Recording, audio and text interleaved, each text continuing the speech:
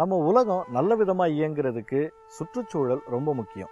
சுற்றுச்சூழல் மாசடைய ஆரம்பித்த பிறகுதான் மனிதன் முன்னேற ஆரம்பிச்சிருக்கான். இன்னும் சொல்லப்போனால் மனித குலத்துடைய முன்னேற்றமே இயற்கையை அழிக்கிறதுல தான் தொடங்கியிருக்கு. இதுக்கும் ஒரு எல்லை இருக்குல்ல, அந்த எல்லை கோட்டுக்கு இப்போ வந்துட்டதா நினச்சி மறுபடியும் இயற்கை வழிக்கு மாற நினைக்கிறது தான் புத்திசாலித்தனம். ஏற்கனவே களமிறங்கிட்ட இயற்கை விவசாயிகளை அடையாளப்படுத்துறது மூலமாக இளையவர்களை ஊக்குவிக்கிறது தான் நம்ம நிகழ்ச்சியின் நோக்கம். வணக்கம் நேயர்களே, உழவுக்கு உயிரூட்டு நிகழ்ச்சிக்கு உங்களை வரவேற்கிறோம்.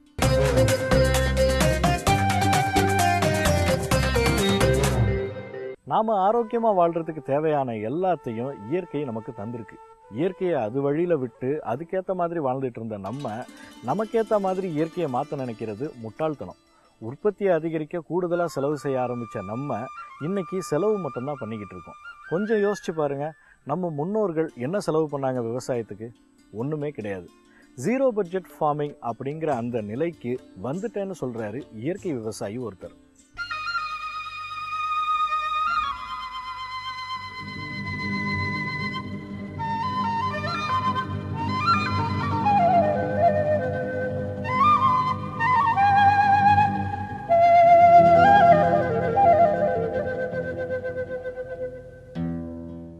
இயற்கை முறை விவசாயம் குறித்த விழிப்புணர்வை உண்டாக்குறதையே தன் வாழ்நாள் கொள்கையாக எடுத்துக்கிட்டு செயல்பட்டதுனால பத்மஸ்ரீ விருது பெற்றவர் மகாராஷ்டிராவை சேர்ந்த சுபாஷ் பாலேகர். அவர்கிட்ட நேரடியாக பயிற்சி பெற்றவர் தான் நீலகிரி மாவட்டம் மாங்கோடு பகுதியைச் சேர்ந்த PK குமாரன்.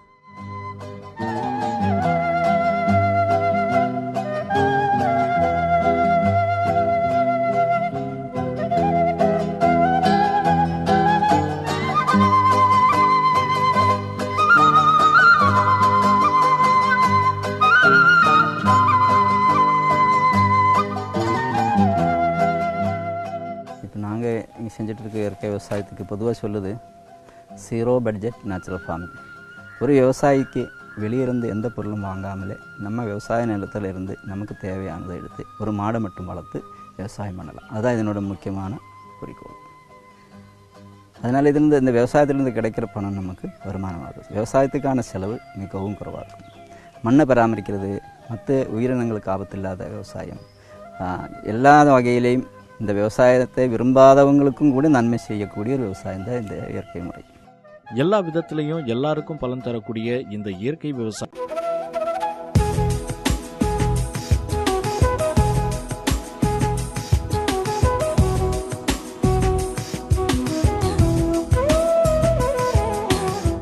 இதை விட நல்ல முறை இன்னும் நமக்கு தெரிய வர்றதுக்கு வாய்ப்பில்லை. இது முன்காலங்களில் இருந்த ஒரு முறை, புதுசாக வந்தது கிடையாது.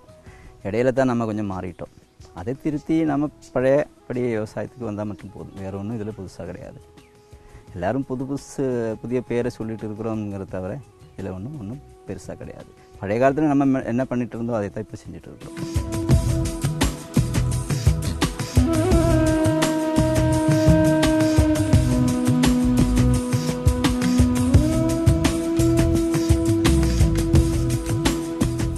இயற்கை முறையில் உற்பத்தி செய்யப்பட்ட உணவுப் பொருட்களுக்கு சந்தை வாய்ப்பு அதிகமாக இருக்கிற காரணத்தால் மட்டும் இயற்கை விவசாயத்துக்கு வர நினைக்கிறவங்க முதல்ல ஒரு விஷயத்தை நல்லா புரிஞ்சுக்கணும். இன்றைக்கி நிறைய பேர் விவசாயம் பண்ணும்போது எதுக்கு பணம் அதிகம் கிடைக்குதோ அந்த மாதிரி விவசாயங்கள் பண்ண தான் ரொம்ப பேர் ஆசைப்படுறாங்க. அதை விட்டுட்டு நமக்கு தேவையான உணவுப் பொருட்களை முதல்ல உற்பத்தி பண்ணணும். அந்த நோக்கத்தோடு வீட்டுக்கு தேவையான காய்கறிகளை செய்ய நான் கொஞ்சம் இடத்த தேர்ந்தெடுக்குது. இதில் கிட்டத்தட்ட 20-22 வகை காய்கறி போட்டுருக்குது. அது எல்லாம் கூட ஒன்றோடு ஒன்று சேர்ந்து வாழும் முறையில் தான் அது நட்டு வச்சுருக்குது. அப்போ ஒரு கூடை எடுத்து வந்தால் நம்ம வீட்டுக்கு தேவையான அத்தனை காய்கறி எடுத்து போகலாம்.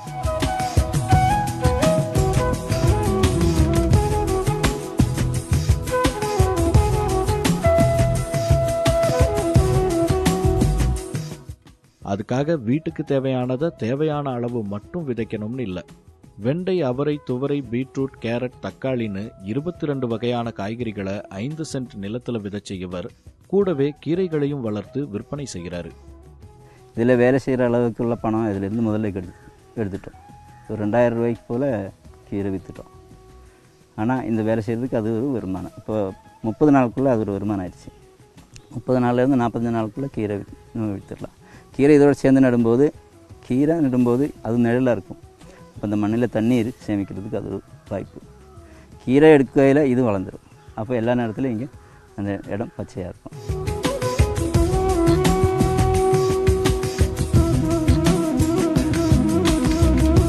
ஒரே இடத்துல பல பயிர் சாகுபடி, கலப்பு பயிர் சாகுபடி செய்கிறதோட இயற்கை முறையில் தயாரிக்கப்பட்ட உரங்கள் கொடுக்கறதும் ரொம்ப முக்கியம்.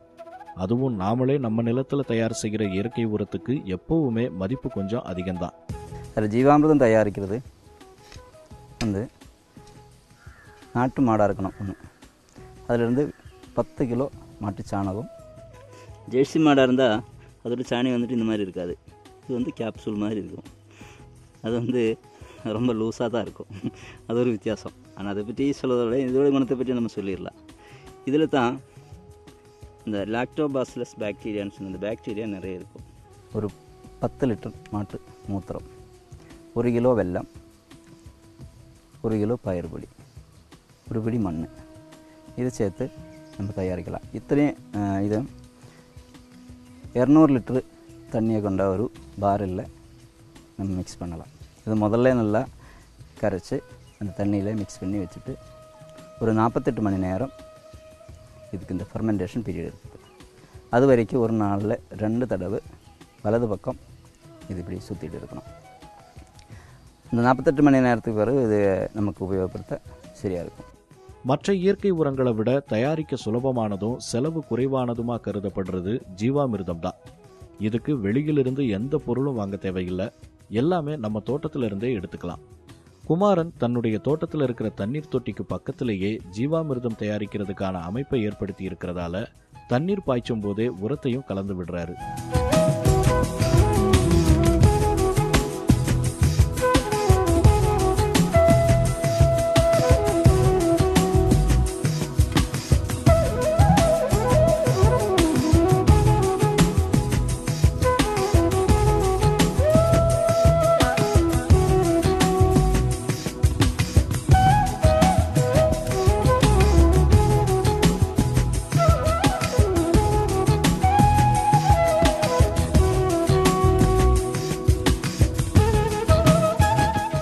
தன்னுடைய 5 ஏக்கர் நிலத்துல வீட்டுக்கு தேவையான காய்கறிகளை தவிர சப்போட்டா, அன்னாசி, ரம்பூட்டான், வாழை போன்ற பழ வகைகள், கிழங்கு வகைகள், பாக்கு, மிளகு, ஏலக்காய், கரும்புன்னு 80 வகையான பயிர்களை சாகுபடி செய்கிறார். மொத்தத்துல இங்க இல்லாததே இல்லைன்னு சொல்லலாம்.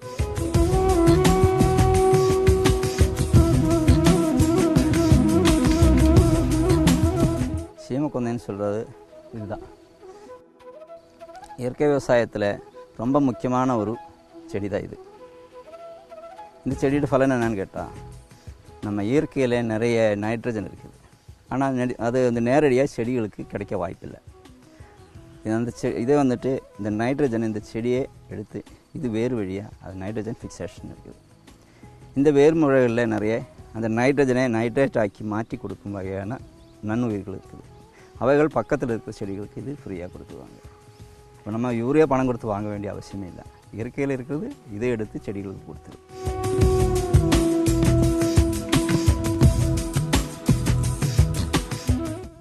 எண்பது வகையான பயிர்களும் ஒன்றுக்கொன்று துணை புரிஞ்சு வளர்றதெல்லாம் இருக்கட்டும், அத்தனையும் வளர தண்ணீருக்கு என்ன செய்கிறாருன்னு தானே கேட்குறீங்க. தன்னுடைய நிலத்திலேயே தண்ணீர் சேமிப்புக்கும் இயற்கை முறையில் ஒரு அமைப்பை உருவாக்கியிருக்காரு.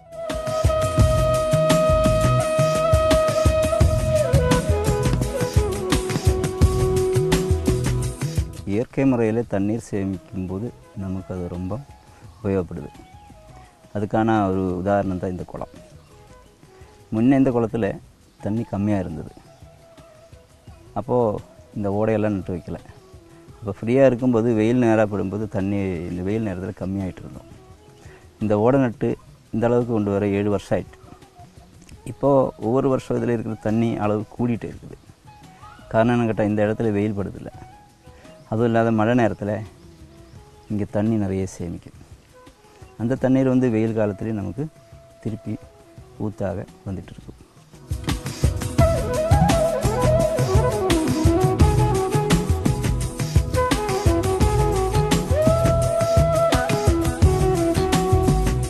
சுற்றுச்சுவருக்கு பதிலாக நடப்பட்ட இந்த ஓடை மூங்கில்கள் நல்லா வளர்ந்து தண்ணீர் மேல வெயில் படாம பாத்துக்கிறதோட குளுமையான சூழலையும் உருவாக்கி தருது. இது இங்கே நட்டு வச்சனால இந்த ஏரியாவே குளிர்மையாக இருக்குது. அதுவும் இல்லாமல் இதில் வந்து சாயங்காலம் ஆனால் ஒரு 5-6 மணிக்கு பிறகு இங்கே வந்தால் நிறைய வகை கிளிகள் இங்கே வரும். காட்டுக்கோழி, கொக்கு, நிறைய பறவைகள் அது வந்து இங்கே இருக்குது. அது இந்த பறவைகள் இங்கே இருக்கும்போது இந்த பறவைகளை நம்ம இடத்துல இருந்தால் பறவைகள் நமக்கு தெரியாமல் நிறைய உபயோகங்கள். அதாவது பூச்சி கட்டுப்படுத்துறதுக்கு பறவைகள் நல்ல பங்கு இருக்குது. அதுவும் இல்லாமல் விதைகள் எல்லா இடத்துலையும் கொண்டு போய் சேர்க்கிறது பறவைகளோட பங்கு. அப்போ பறவைகளும் மிருகங்களும் நமக்கு விவசாயத்துக்கு நம்ம தெரியாமல் நிறைய உபயோகம் பண்ணிட்டு இருக்குது. அதுங்களுக்கும் வாழ்றதுக்கு ஆன ஒரு இடம் நம்ம கொடுக்கணும். விவசாயத்தில் அதுக்கு முக்கியமான பங்கு இருக்குது.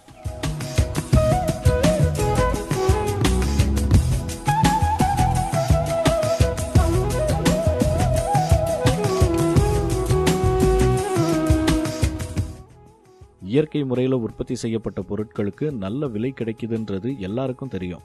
ஆனால் விளைச்சல் அதிகமாக இருக்கும்போது விலை குறையும் அப்படிங்கிறதுக்கு இயற்கை முறை விவசாயம் ஒன்றும் விதிவிலக்கில்லை.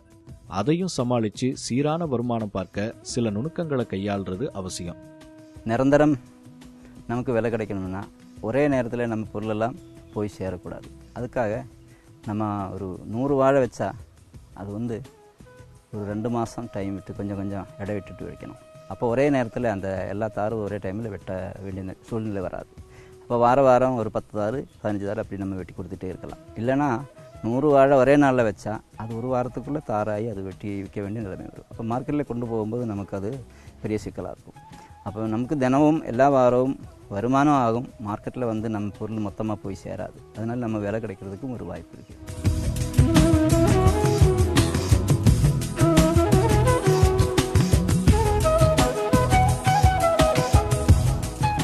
இவ்வளவும் பண்ற குமாரன் நீலகிரி மாவட்டத்தில் இருந்துக்கிட்டு தேயிலையை மட்டும் எப்படி விட்டு வைப்பாரு?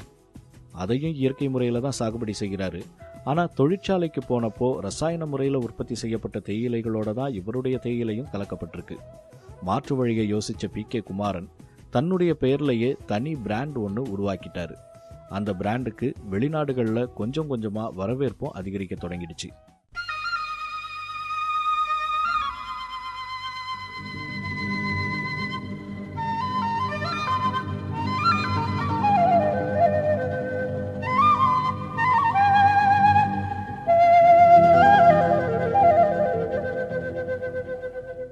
இயற்கை விவசாயத்தை பொறுத்த வரைக்கும் உழைக்க தயாரா இருந்தா போதும். கொஞ்சம் தாமதமானாலும் நிச்சயமா நல்ல நிலையை எட்டலாங்கிறதுக்கு குமாரன் இன்னொரு நல்ல உதாரணம். உழவுக்கு உயிரூட்டு நிகழ்ச்சிக்கு உங்களை மீண்டும் வரவேற்பதில் மிக்க மகிழ்ச்சி நேயர்களே. உணவு உற்பத்தியை அதிகரிச்சாக வேண்டிய கட்டாயம் ஏற்பட்டதால தான் இயற்கை வழியிலிருந்து மாறி ரசாயன உரங்களை பயன்படுத்த ஆரம்பிச்சோம்னு எல்லாருக்கும் நல்லா தெரியும். இன்னைக்கு மறுபடியும் இயற்கை விவசாயத்தை கையில் எடுத்திருக்கிற விவசாயிகள் மகசூல் அளவு குறைவா இருந்தாலும் உற்பத்தி செலவு பெருசா இல்லாததாலையும் வரவேற்பு அதிகமா இருக்கிறதாலையும் நல்ல வருமானம் பார்த்துக்கிட்டு இருக்கதா சொல்லி கேள்விப்பட்டிருக்கோம். சிலர் மகசூல் அளவு அதிகரிச்சிருக்கிறதா சொல்லி கூட கேள்விப்பட்டிருப்போம். ஆனா கட்டுப்படுத்த முடியாத அளவுக்கு பருவ காலத்தையும் தாண்டி காய்ச்சிக்கிட்டே இருக்குன்னு சொல்லி கேள்விப்பட்டிருக்கோமா?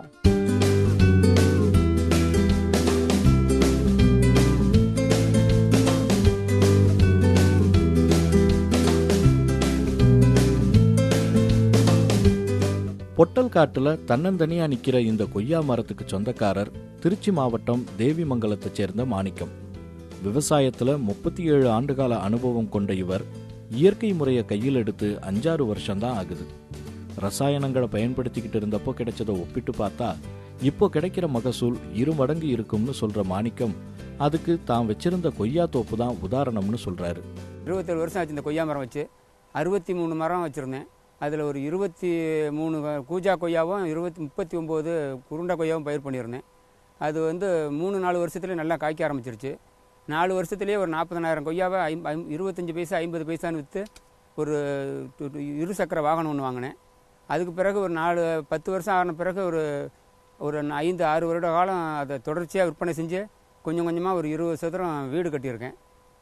அந்த மரம் அந்த தோப்பிலேருந்து அந்த மரம் வந்து அதிகமாக காய்ச்சிது. அதை என்னால் அழிக்க முடியல கடைசி கட்டத்தில். அதனால் அந்த தோப்பை பூரா அழிச்சிட்டு ஒரு மரம் மட்டும் வச்சுருக்கேன்.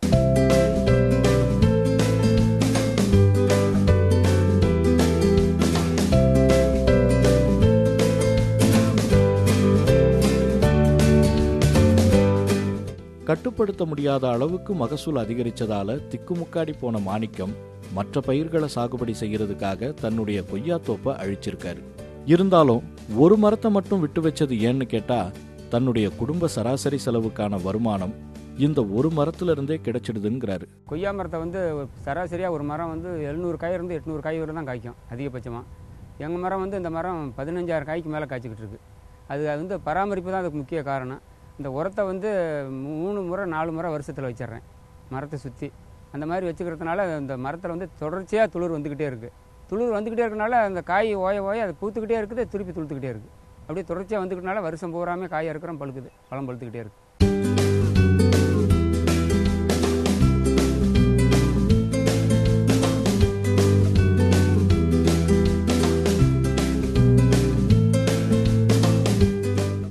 ஆண்டு முழுக்க காய்க்கிற அளவுக்கு இந்த மரம் செழிப்பா இருக்க காரணம் தான் கொடுக்கிற இயற்கை உரம் தான் சொன்ன மாணிக்கத்துக்கிட்ட பஞ்சகவ்யம், ஜீவாமிர்தம், அமிர்த கரைசல்னு இயற்கை உரங்கள்ல நிறைய இருக்கு, நீங்க என்ன செய்யறீங்கன்னு கேட்டோம். பசுமாட்டு சிறுநீரகம் ஒரு குடம், ஒரு 10 கிலோ இந்த கத்தாழை, ஆடு திங்காப்பாலை, வேப்பந்தலை, வேப்பங்கொட்டை அரைச்சது அதெல்லாம் ஒன்றா கலந்து ஒரு 15 நாள் வச்சுருக்கணும் சார். அது 15 நாள் வச்சுருந்து சாம்பல், அந்த வேப்பங்கொட்டை இடித்தது, அப்புறம் அந்த மாட்டு சிறுநீரகம் ஒரு 50 லிட்ரு ஒன்றா சேர்ந்துக்கணும் சார். அதை சேர்ந்து இந்த உரத்தையும் ஒன்றா சேர்த்து 3 நாள் வச்சுருக்கணும். வச்சுருந்து நம்ம பயிர் பண்ணியிருக்கிற எந்த பயிராக இருந்தாலும் அதை இந்த உரத்தை பயன்படுத்தணும். இந்த கொய்யா மரத்துக்கு அதை பயன்படுத்தி வருஷத்துக்கு 4 தடவை அதே மாதிரி வச்சுக்கிட்டு இருக்கேன். அதனால் தொடர்ச்சியாக காய் வந்து 15,000 காய் வரையில் நல்லா காய்ச்சிக்கிட்டு இருக்கு.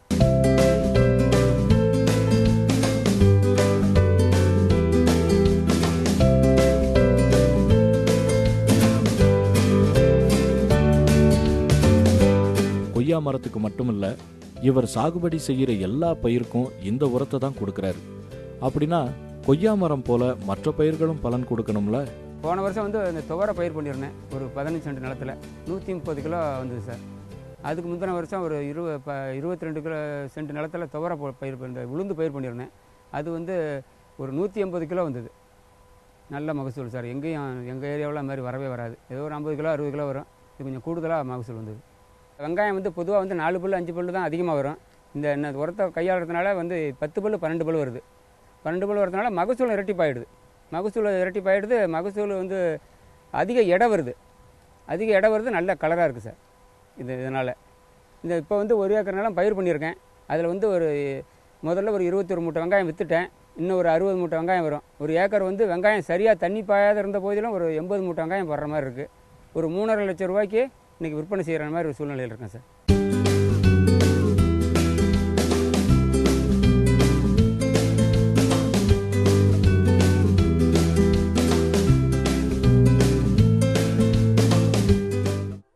இயற்கை விவசாயத்தை பொறுத்த வரைக்கும் நம்ம மண்ணுக்கு தேவையானதை நாம சரியா கொடுத்தா நம்ம மண்ணு நமக்கு தேவையானதை அளவில்லாம கொடுக்குன்றதுக்கு மாணிக்கத்துடைய கொய்யா மரம் தான் சாட்சி. மற்றொரு உழவுக்கு உயிரூட்டு நிகழ்ச்சியில் சந்திக்கலாம் நேயர்களே. நன்றி.